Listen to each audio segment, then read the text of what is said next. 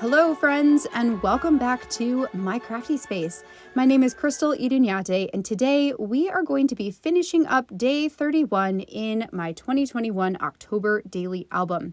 This is going to be the last story or the last couple of layouts that's going to go inside of this album, and then it will be completed.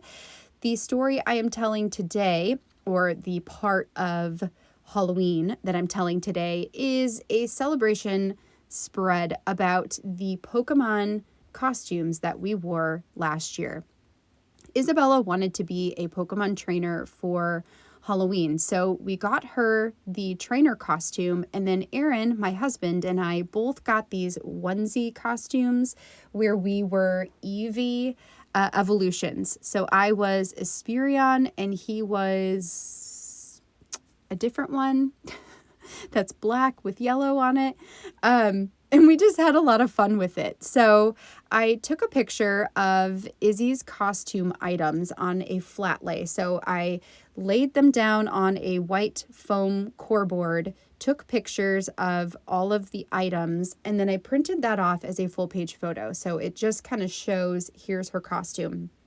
I'm pairing this with another full page photo that's a picture of Izzy, quote unquote, capturing Erin and I with her Pokeballs. We had my in-laws come over, my sister-in-law and my brother-in-law. I gave them my camera and I said, take a bunch of pictures of us and I'm going to tell Izzy to go ahead and throw her toy Pokeballs at us to catch us and then just take a bunch of pictures.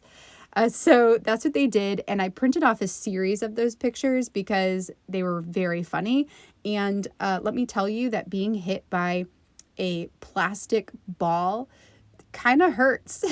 Like, I don't regret it because we got some fun pictures out of it, but also maybe I don't recommend. So one of the things I knew I wanted to do with this one, just to do something really different and creative, is to create a Pokeball pocket that will open so you can, like, you know, when you catch a Pokemon, the ball opens and the Pokemon go inside and the ball closes.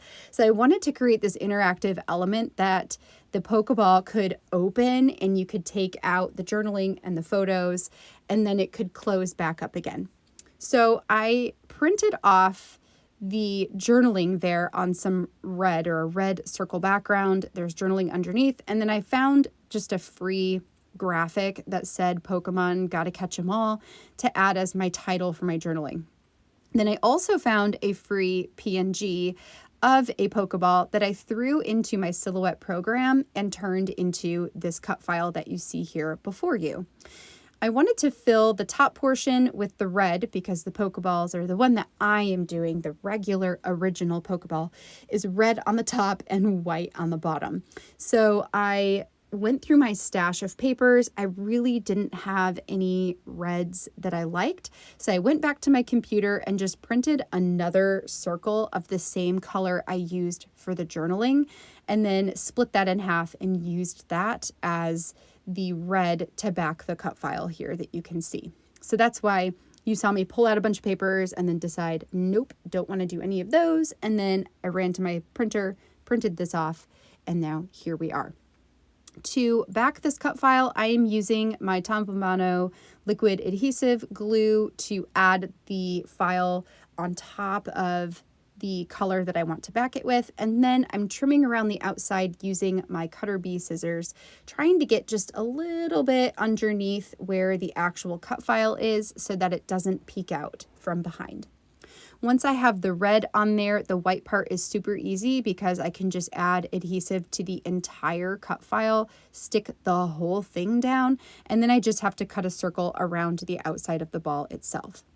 Now, in the center of the Pokeball, there is this little tiny circle. I kept both the circles and the outlines. So there's a portion that I will add into the center in order to create almost a stencil for myself, and then I can add glue into the center and put the tiny piece inside. That way it's positioned exactly where I want it to go. I forgot what I was doing there for half a second and added glue to that stencil piece and then realized, like, oops, That is not what I'm supposed to be doing. So here you can see what I mean. I'm adding the outline into the center, putting the tiny part in the middle of that, and then pulling back up the stencil. And this gives us our Pokeball. So now I just need to trim both of those out. The reason I cut 2 of them is because this is going to be a functioning pocket, and I want the front and the back to look the same. So when it flips over on the page, you still see the really cool Pokeball on the back side as well. Now that I have the cut files totally backed, the next thing I'm going to do is add the attacher piece so it can go inside of my album. I want the pocket to be attached into the album on the rings, so it's not actually adhered down onto like a photo or anything like that. So I have the attacher piece here from Citrus Twist. I at first take off the backing and I'm going to almost add this on there and then realize that I actually want the attacher piece to be connected to the back side, because the front side is what I'm going to make a functioning opening and closing Pokeball. So I just needed to make sure that the back was the portion that the attacher piece is stuck down to.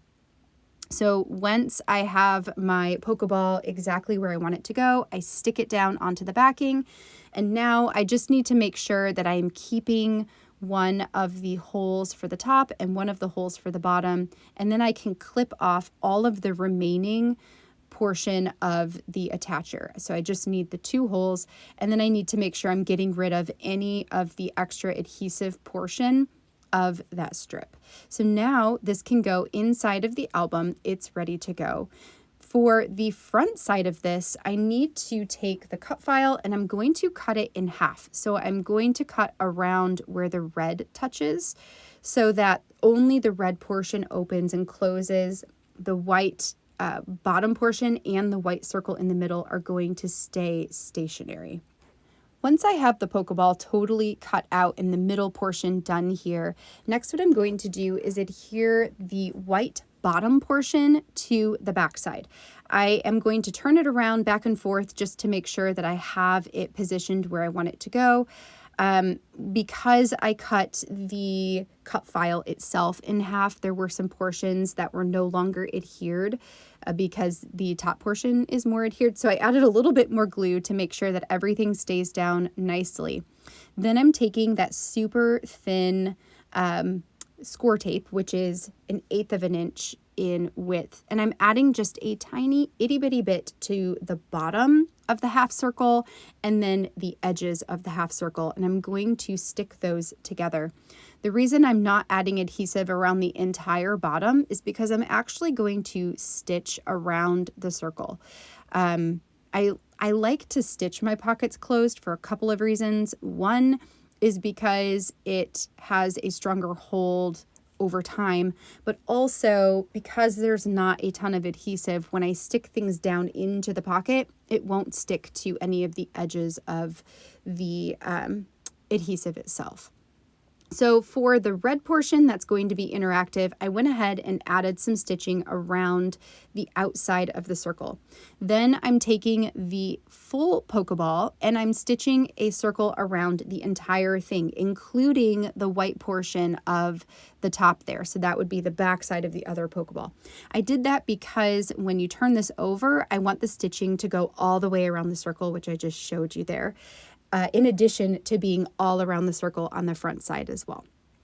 So now that I have this all the way adhered together, the next thing I need to do, or really the last thing I need to do here, is to make this an interactive piece by poking a little hole into the right side corner. I'm sticking in a brad. I picked a black brad so it's harder to see it.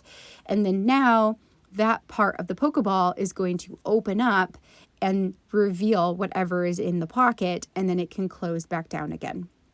See how that's going to work there? Isn't that just, I love it. I'm obsessed with it. Okay, so now we're going to return. So this is a different day. I think I came back to work a little bit more on these pages. I'm going to start by adding this die cut piece to one of the pages from yesterday. I have this really large banner that says Happy Halloween. I like the way that it lies on the edge of the full page photo, giving the photo a little bit of added interest, but also you can see the words Happy Halloween, I think is what it says. You can see that through the plastic or the transparency on top, and I think that's actually really cool. So I stuck that down. I'm going to remove this so I can rub off any of the excess adhesive on the back of the die cut. And then I can stick this back in the book. And then we're going to return to that Pokemon page. So the next thing I wanted to do for the Pokemon page is we're going to work on adding a little bit more embellishing to the photos themselves. And then we're also going to fill this pocket with the journaling and the photos that I had printed. Now, I could have done a print and cut with these, so printed it off and then used my silhouette to go ahead and cut out the circles. But I also have these really old circle cutting templates from Creative Memories. These were actually my mom's from maybe like 20-ish years ago that she gave to me. They're so cool, and there's multiple sizes, so it allows you to cut circles in a variety of sizes. And what I love about this is I can position it where I want it to go, and I know that once I have these cut out, not only are they going to be perfect circles, but they're also going to perfectly adhere back to back to each other, which is what I wanted them to do because I'm going to do just that. So I'm taking the journaling one first, adding some roller adhesive to the back side of it, and I'm going to stick that back to back with one of the circle photos. Then the two remaining circle photos, I'll do the same thing too. I will adhere them back to back. So that gives me two pieces that are going to go inside of the Pokeball. I did cut the circles slightly smaller than the Pokeball itself because I wanted them to fit nicely inside of it and not poke out in any place. I don't remember offhand what the dimensions were for those circles. They might have been, like I might have printed or cut out the Pokeball itself at maybe 4 inches wide. And then I would guess that the journaling pieces are maybe 3.75 inches in diameter, just giving me a little bit of space. They fit into the pocket perfectly. I can close it all up. It looks fantastic. And I just love that that is not only a really cool visual element for this layout, but also functions and holds my journaling, which I just super love.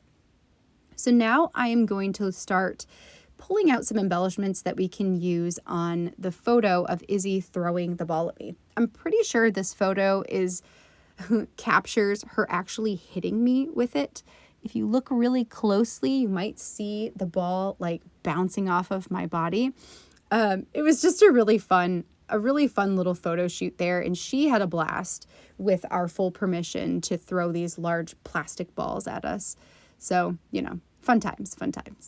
So I'm debating between what to do. Do I have embellishments on the photo that when the Pokeball is on top of the photo, you can see them? Or do I want to add some embellishments into the center so that the Pokeball actually covers them up until you move it? Ultimately, that's what I decided to do. So I'm using a combination of a bunch of different chipboard pieces that I had on hand. I may actually pull in some die cuts as well. I can't remember if I do die cuts and chipboard or if I just do chipboard. But I am adding them in between Izzy and myself. And I think that's a really fun way to create this visual cluster in the middle. I'm also going to add an arrow that points in the direction of Izzy throwing the ball, which gives a little bit of direction for the eyes to move in. I think that's kind of fun. And just having some dimension on there brings this photo more to life for me. It just feels a little bit more substantial, like it had a purpose for being in here, even though really these chipboard, I didn't have to have them. I just really like them. So also, I was able to use up like how many here? 4 or 5 of them. which is a total win. Oh, that's the other thing I add is a clear sticker, a really old clear sticker from the Hey Pumpkin line from Crate Paper. I have a bunch of those left over and I will never get rid of them because they just come in handy when you need something on a photo, but you don't want to add the dimension. You know, they're great for that. For this last photo, this is one that we took of the kids on the front porch. So it's my two kids, Jonah and Izzy, and then their best friends, Ryan and Elsie. So they're all standing on the porch together to take a picture before going trick-or-treating. There was a little bit of space in the upper left-hand corner that I thought would be perfect for adding in some die cuts and a chipboard piece here. Just, again, adding some more interest where I can. And also I have a ton of supplies, so might as well, right? Might as well use them up. Once I get that down onto the page, that is going to finish up my day 31. I hope you enjoyed seeing how today's layouts came together, and I hope you've enjoyed following along on this October daily album from last year. I will be participating in this project again this year and look forward to sharing those videos with you in October. I have one more project I want to share with you that I completed last October, so that's going to be coming soon, in addition to a full flip through of my entire October daily album, so keep an eye out for that. Until then, I hope you have a wonderful rest of your day, friends, and I will catch you in the next video. Bye now.